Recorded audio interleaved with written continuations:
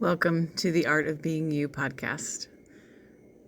Today is day 6 of my Fearless Challenge, and today's topic is the shame of being a woman.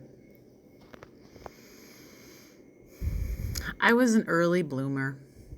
I got my cycle at the appropriate age, and I was scared about it. I was bleeding from down there. What the actual fuck? And to add insult to injury, I was thrown a pack of maxi pads through the bathroom door and told, "Welcome to womanhood. You can get pregnant now, so you better not do anything you shouldn't do." From the very moment that I realized what my body could do, I was immediately reinforced with fear, shame, and sin.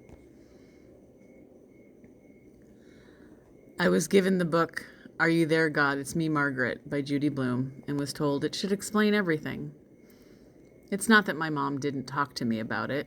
It's that her attitude toward this new phase of being feminine and female was dangerous. So that I actually was dangerous. So I'd better watch out. God didn't like sinners. God would judge me harshly if I did anything that gave my body pleasure. I remember the day I started wearing my first bra. Mom took me to a special women's department store, and the older lady was very kind to me, so much so I felt all grown up and so special. I wore it home, and I looked at myself in the mirror probably for hours afterwards. Thoughts, fantasies, new sensations swirling through my body. Wow, I was a woman now. I felt proud. And then, that evening, a relative had stopped by the house to say hello. I was so pleased with myself, my new body and bra, that I walked around like a peacock strutting her feathers. I was hilarious. And then the words came. The words that ring in my ears and in my sacral plexus to this very day. Training those puppies now, huh? The way my relative looked at me as he said this was one of mocking my little body and its changes. To say that I was mortified would be a gross understatement. I froze, looked at him in disbelief, and then my mother, and all she did was giggle. Running to my room, eyes filled with tears of embarrassment, shame, and hatred for my blossoming body, I suddenly lost all of my proud peacock feathers in an instant. I was told to get over it, that he was only joking. As I sobbed under my covers, waiting for help that never arrived, I never felt more alone or afraid in my whole life. I was a very sensitive little girl, and I'm still a very sensitive older woman. And I had just been verbally assaulted by someone I was told I could trust. Someone who was supposed to have loved me dearly.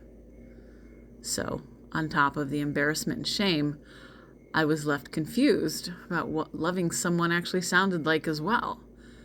This is when I had lost hope for humor. I lost my innocence that day. I lost trust in my own body. To this day, I cannot talk to, look at, or be around this relative because he makes me feel very, very creepy inside. That little lost girl lost faith in family. I had no backup. I had no rescue. And I was devastated. My body has been an ongoing battlefield for love, approval, pleasure, joy, and shame, anger, distrust, embarrassment, resentfulness, and unworthiness. As I watch the world around me objectify, abuse, and neglect the feminine aspect in us all, I bought into the story that this was just how it was and that I had better accept it and figure out a way to deal with it. Women have come a long way in many arenas, but when it comes to our bodies, we are still filled with the loss of innocence, of that monster shame that creeps around our bodies, pretending it's a cloak of safety. Was I ever going to experience true trust and love for my body the way that it was? My day 6 rewrite, reframing the shame of being a woman. One of my favorite things to do is randomly buy flowers and give them away to the first woman I see. No reason, simply for the fact that they exist and they have endured more body shame than our male counterparts. And that bravery deserves love, compassion, and celebration. If I had a daughter, I envision her transition into womanhood as a whole day long, probably longer, celebration of her and her newfound being. She would get flowers, be taken out to lunch, do anything she wanted to do in a big hoopla to celebrate her being, her body, and her future. She would be showered with all things pleasurable, joyful, loving, and there would be deep conversations about her role in this world. I missed that chance. And so I share the story with you in the hopes that one little insecure girl would never feel shame one day in her life about her body.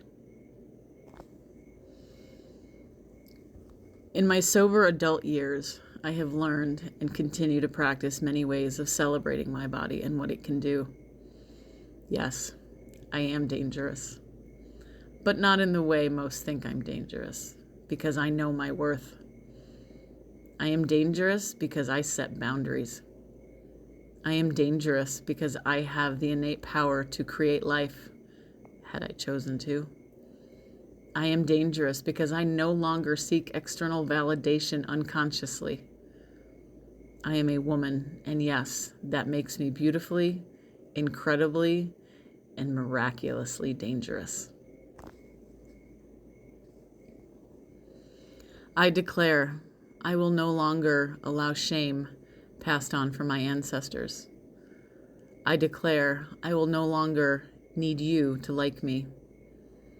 I declare I will no longer tolerate sarcasm from anyone about my body or any female body. I declare I will care and nourish my body the way it deserves. I declare I will love, honor, and cherish my body as it is now. I declare I will be proud of my body, of the softness of my belly, and the light in my eyes. I declare I will stand up for, encourage, and champion all women in their quest for a shame-free existence. I declare I will remember where I have come from, the divine source of all things, and know that this experience that I had, that I am having, and will continue to have, is all part of the divine lessons my soul came to learn on this planet Earth Life School. I declare I will trust myself to guide me in all areas of my life. I declare I will be grateful for the opportunity that I have been given to heal my tender heart, my inherited baggage, and be an example of what it means to hold my divine feminine with grace, compassion, and wild abandon. I declare all these things for you, too, my dear sister.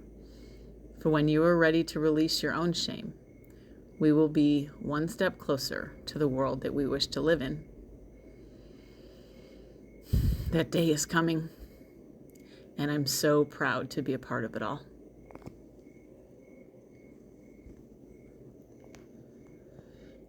Shame comes in many ways to teach us just how incredibly worthy we are, simply by existing. Shame no longer controls my life, my relationships, or how I show up. Shame and I will always be good friends, but for now at least, I'm taking the path less traveled, the one where shame is but a memory. Join my workshop, October 28th through November 1st, to get deeper insights about how shame is blocking you from fully, wholeheartedly living authentically.